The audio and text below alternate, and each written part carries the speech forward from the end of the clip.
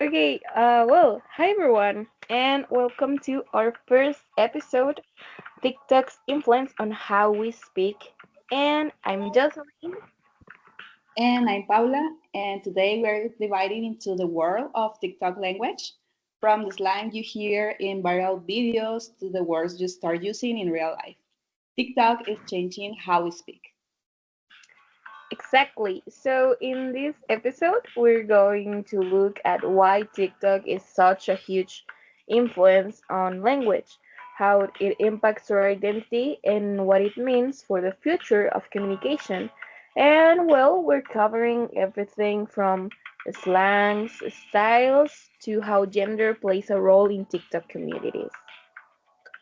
And stay tuned because we'll also be sharing some fun and surprising examples of how TikTok slang has crossed over into everyday speech.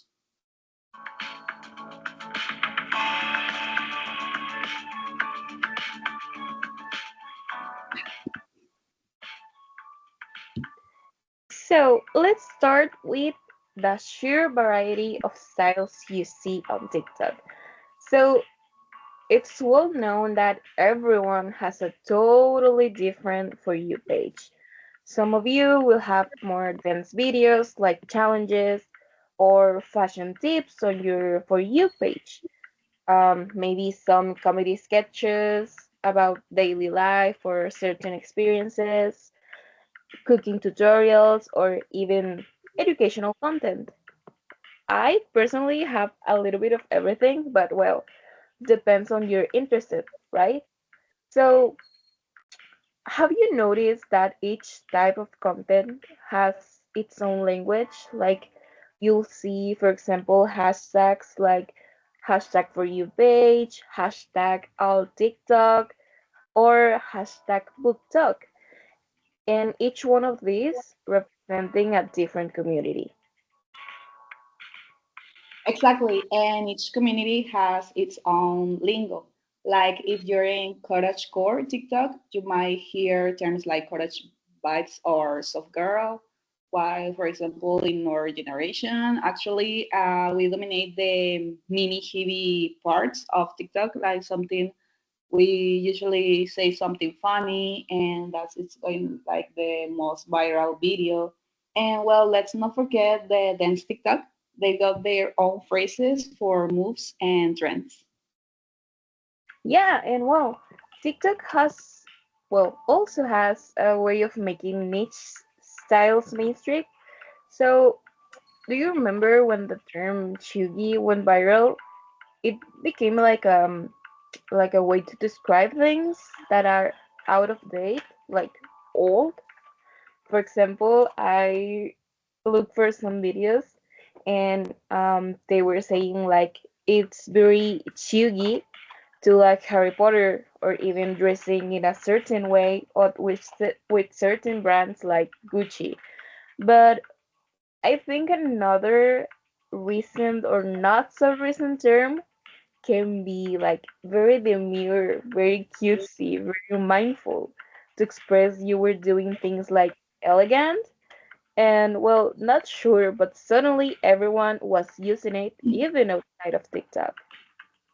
Yeah, and these styles are so diverse because TikTok is all about short, punchy content. For example, this image that we have, for example, the dolphins, and we can put or write something like "I'm sad" or "I'm happy," and with a funny image, it can be something viral. And you don't need a lot of words, just a few trendy terms or hashtag to get your point across. Yeah, it's really interesting how language diversity mirrors the platform's visual diversity. People from different backgrounds and interests all speaking their own way.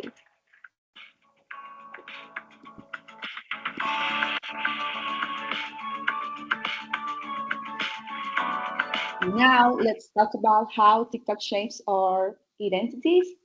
And the language you use on TikTok can say a lot about who you are, whether you're using slang or speaking in a certain accent or mimicking a popular song. It's a way to signal your identity.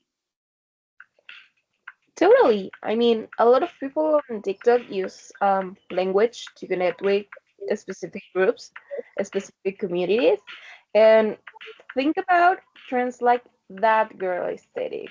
It's not just about how you dress or what you do, but the phrases and slang you use too. It's all part of of fitting into that identity. Right. It's like how it's saying vibe check or mood in a certain context and lets people know you're into on a joke or the trend. And sometimes just seeing TikTok slang in real life can make you feel like you're part of a bigger global community. Yeah, and well, on the flip side, if you don't get the references or you're not using the right slang, it can make you feel out, like you're not trendy like them. So we can say that TikTok language is also a way of including some people, but excluding others. I'm totally agree. Language choice on TikTok is almost like a badge of belonging. And it's fascinating to see how quickly these terms change and how they spread. Okay, so now let's say another interesting thing. Like the attitudes people have towards TikTok language. Some people will love it. They see, they see it as creative and expressive, and other things it's really silly, annoying, even cringy.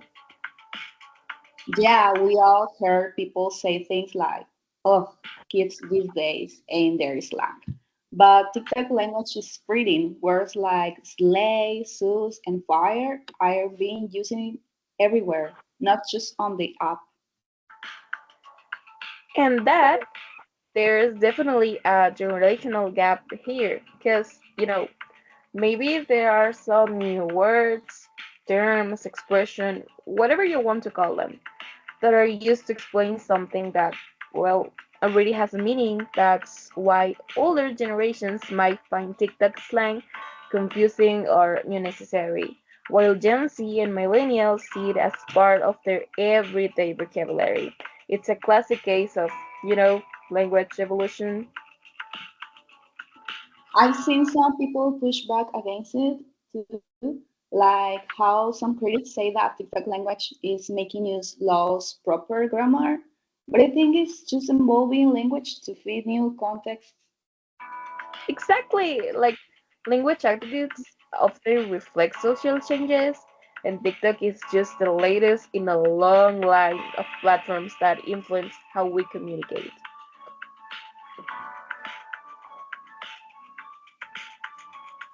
Okay, so now for another topic, let's dive into something really interesting. How gender affects language trends on TikTok. Like, there's definitely a difference in how men, women, and even non binary people use language on the platform. Yes, and for instance, trends like soft boy, aesthetic, or body culture are linking to certain language styles. Soft boys might use gentler, more poetic language, while bodies use terms like that are bold, confident, and sometimes a little aggressive. And well, don't forget that queer communities influence on TikTok slang. Um, there's a lot of terms we see on TikTok, like yes, queen, or work. Even those in Spanish, like de mujeres, or even tienes tus pensamientos claros y decisivos, that actually come from LGBTQ plus spaces and drag culture. And these words and phrases have made their way into mainstream TikTok and beyond. And gender definitely shapes the language we see on TikTok. Some trends are dominated by women, like the makeup and fashion tutorials, and from influencers, where you'll hear phrases like slay and glow up, like this term is so trendy. Meanwhile, comedy or sports TikTok might have a different language vibe, often led by men. Yeah, and well, I think and I found fascinating to see how gender and identity mix with language trends, because it's not just about what you say, but how you say it. And that's really a huge part of TikTok's appeal.